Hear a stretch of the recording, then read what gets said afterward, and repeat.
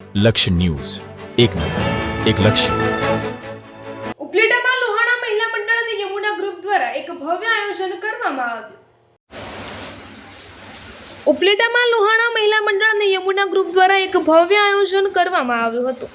ઉપલેટા નગરપાલિકા વાહન ગેરેજ સ્થળ રેલવે સ્ટેશન પાસેનું આયોજનના ભાગરૂપે એનિમલ ગૌશાળાના 800 ગાયોને 8000 લાડુ બનાવીને ખવડાવવામાં આવ્યા હતા.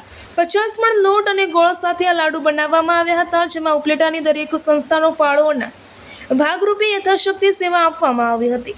આ યમુના ગ્રુપ પુરુષોત્તમ માસના સેવાનો અને ગૌ માતાનું લાડુ ખવડાવવામાં આવે અને દાન કરવામાં આવ્યું હતું. આ યમુના ગ્રુપ દ્વારા સર્વે ભાઈઓ બહેનો અને સંસ્થાઓને હાજરી આપી તે બદલ બધાને જય શ્રી ગૌ માતા, જય શ્રી કૃષ્ણ. રિપોર્ટર અરસીભાઈ આહિર, ઉપલેટા. ઉપલેટા મહિલા પ્રમુખ, લોહાણા મહિલા પ્રમુખ.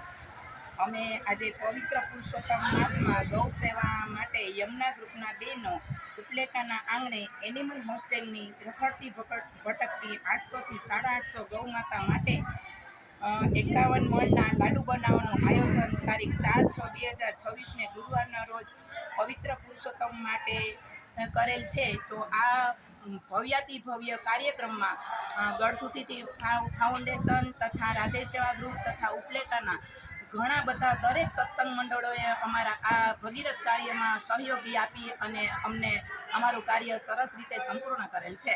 કેટલા મણના લાડુ આવે છે? 51 મણના લાડુ બનાવી અને લગભગ 800 થી 850 ગાયોને અમે અધિક માસમાં ભોજન કરાવીએ. ગૌ માતા એ તો તેતિક છે, તો અમે એમ